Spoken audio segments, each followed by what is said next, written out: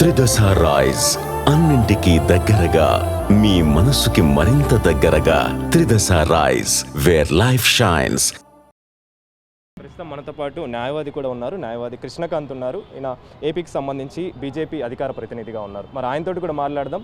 ఈ కంప్లైంట్కి సంబంధించి అంటే ఈ సెక్షన్లు యాడ్ చేస్తే ఏ విధంగా చర్యలు అనేవి ఉంటాయి అనేది కూడా తెలుసుకుందాము. సార్ చెప్పండి, ముఖ్యంగా ఇప్పటికే ఆల్రెడీ ఫిర్యాదు చేశారు, ఎఫ్ఐఆర్ కూడా నమోదైంది. మళ్ళీ ఇవి పొందుపరచాలని ఎందుకు అనుకున్నారు? దానికి సంబంధించి ఏ విధంగా ఈ చర్యలు అనేవి ఉంటాయి? ఇది ఆల్రెడీ మనం చూసుకుంటే కళ్యాణి గారు మొన్న ఇవ్వడం జరిగింది. అండ్ దానికి అనుగుణంగానే ఇవాళ రోజు పంజాగుట్ట పోలీస్ వారు చాలా శరవేగంగా దీని మీద యాక్షన్ తీసుకుంటే ప్రాథమిక దర్యాప్తు కూడా స్టార్ట్ చేశారు. First of all thanks to Panjagutta police యంత్రాంగం. They are doing a very good job. So ఆ విధంగానే వాళ్ళు ఇన్స్టాగ్రామ్ని వీడియో ఒక ఐడి అవి కూడా అడగడం జరిగింది. దాని ప్రకారం they are awaiting for the response from the Instagram. అదొకటి. ఈ లోపల మేమేం చేశామంటే ఇప్పుడు ఇందులో బిఎన్ఎస్ సెక్షన్స్తో పాటు మొన్న ఐటీ యాక్ట్ 67 అబ్సిన్ కంటెంట్ ఒకటి యాడ్ చేశారు. దాంతోపాటు ఇవాళ రోజు మేమేం చేశామంటే 69A ఐటీ యాక్ట్, అదే ఐటీ యాక్ట్లో 69A అని ఉంటుంది. అదేంటంటే ministry of electronics and information technology central government మినిస్ట్రీకి 69Aని ఇన్వోక్ చేస్తూ ఏదైనా యూట్యూబ్ ఛానల్ కానీ సోషల్ మీడియా ఛానల్ కానీ బ్లాక్ చేసే పవర్ ఆ ఒక్క సెంట్రల్ మినిస్ట్రీకి ఒక్కదానికి ఉంటుంది.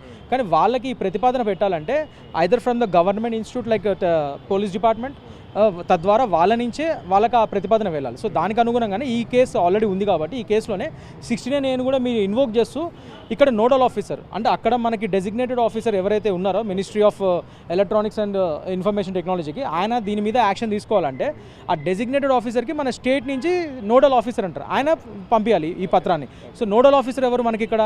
సో సివి ఆనంద్ గారు, యాజ్ ఆఫ్ నో నాకు తెలిసిన ఇన్ఫర్మేషన్ ప్రకారం సివి ఆనంద్ గారు మొన్న చార్జ్ చేసుకుని principal secretary so of home department. So ఆయన ఇప్పుడు దీనికి నోడల్ ఆఫీసర్ అవుతారు. సో ఆయనకి వీళ్ళు పంపిస్తే ఆయన సమీక్షించి దాని ప్రకారంగా ఆయన ఆ central ministry of electronics and information టెక్నాలజీకి ఇది పంపిస్తారు. దాని ప్రకారంగా వాళ్ళు సమీక్ష చేసి వాడు యూట్యూబ్ ఛానల్స్ అండ్ మిగతా ఏ ఛానల్స్ ఉన్నా ఇవన్నీ అబ్సిన్ కంటెంట్ అంతా బ్లాక్ చేస్తారు. సో దాని పరంగానే వాళ్ళ రోజు 69A అంత పవర్ఫుల్, అది చేయమని చెప్పాము.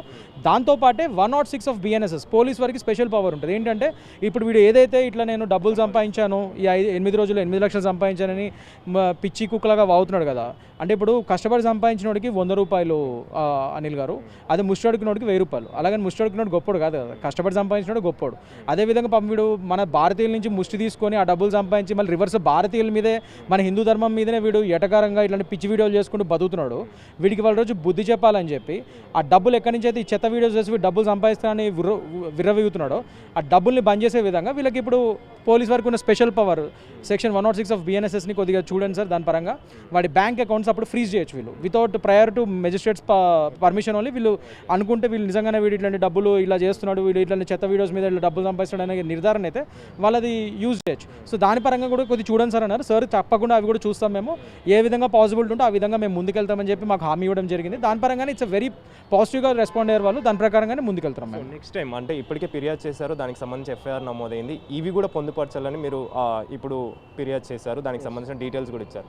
నెక్స్ట్ మీ యొక్క అడుగులు ఏ విధంగా ఉంటుంది, దిశానిర్దేశం ఏ విధంగా చేయనున్నారు?